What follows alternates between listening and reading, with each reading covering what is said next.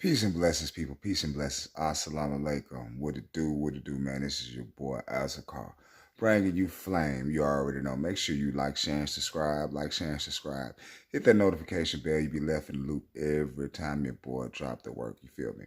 Shout out to the black YouTube out there. Big Brother Ticket TV, Carcino, Kwame Brown, the League Attorney, JR Wisdom, Mr. Palmer, Too Raw for Sports, Too Raw for TV, Kicking with Mr. Moss, LC Putter the Catcher, JD Black, Tariq Nasheed, Dr. Umar Johnson, ISUPKNOI. Hold it down, homie. Hold it down on these tubers and all these major platforms, man. Hey, man. I can't take it no more, man. I can't take it. That's y'all king. It's the 4 and 6 himself. Self-narcissist. Plays the victim. Call himself the GOAT.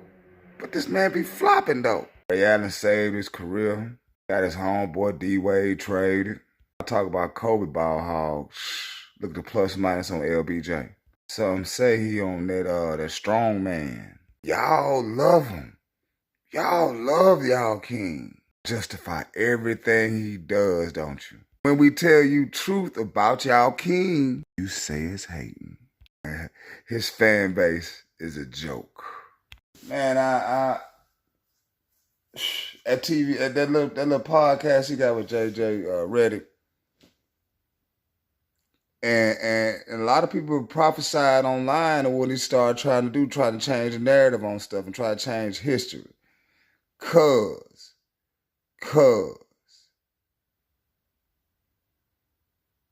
this man said some old crazy crap.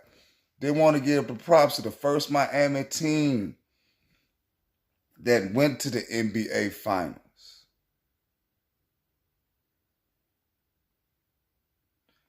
Didn't give them no props at all. They ran through the East. We try to say they mediocre.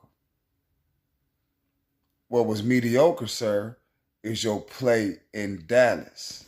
I can't believe you try to say you needed more quality players when you wasn't the dude that didn't step their game up. Bosh saved y'all through the whole playoffs, if you ask me, because he's more important for that Miami team. And D-Wade. We don't talk about that series against Dallas. We don't want to talk about that to do it. Game y'all supposed to win was at 2.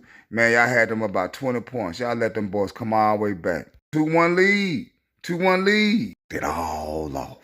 You couldn't even take J.J. Barrera in the paint. Jason Terry in the paint and dominate. You not that dude. Oh boy, this is crazy. This is crazy. I got some audio here I'm about to play, man, from a Dreamers Pro. I'm gonna leave a link in the description box.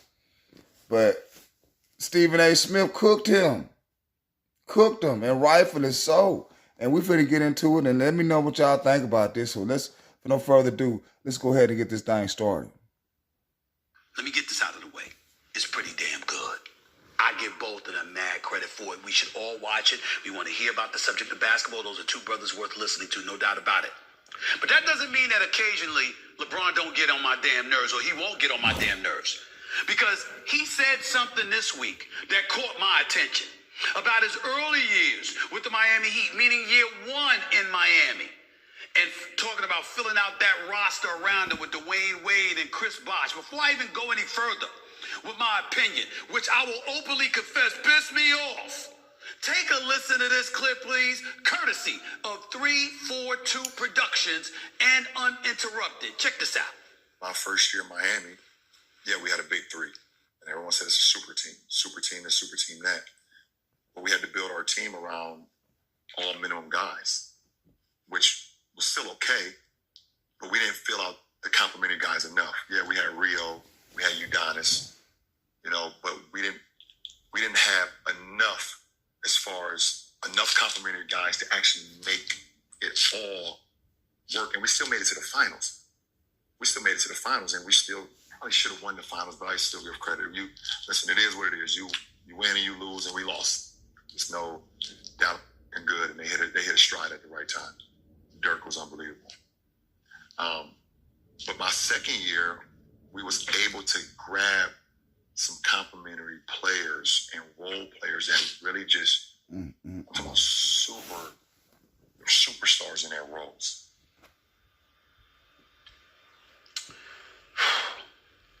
LeBron James.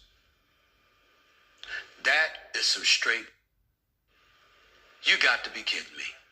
I know that you didn't just say that with the cameras rolling. This is the day we all prepare for. Man, that's hard. I hate them commercials on YouTube, man. Y'all kill it with the commercials, man. I hate to say it, but y'all do. Y'all are momentum killers, YouTube. Momentum killers.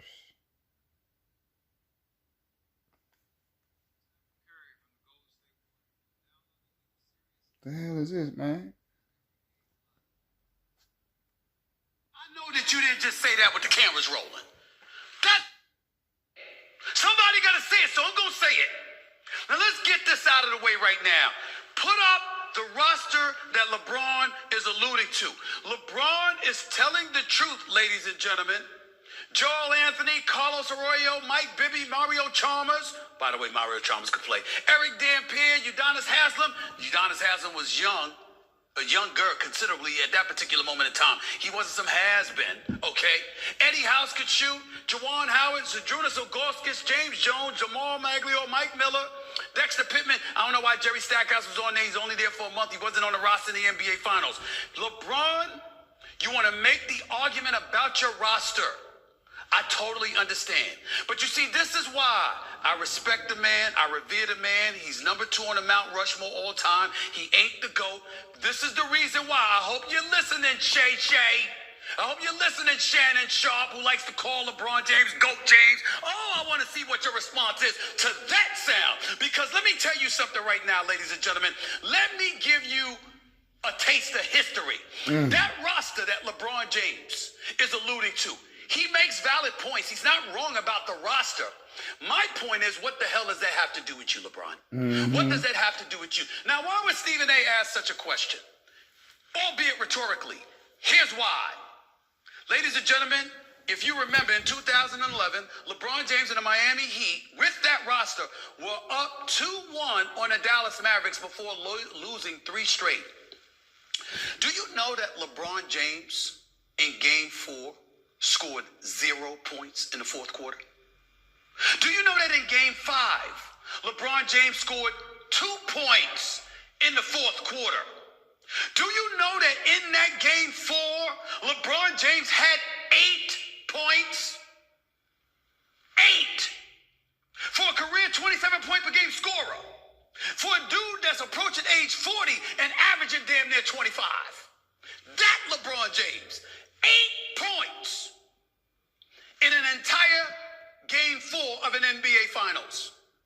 17 in Game 5, but only 2 points in the 4th quarter. And in Game 6, he had 21. Significantly and precipitously lower than his average. This wasn't about the roster. You didn't lose to the Miami Heat because of your roster. You lost to the Miami Heat because of you. Because you weren't who you are. The LeBron James that ultimately learned to become a champion. The LeBron James whose resume elevated and changed forevermore. Who showed us that he could be a champion.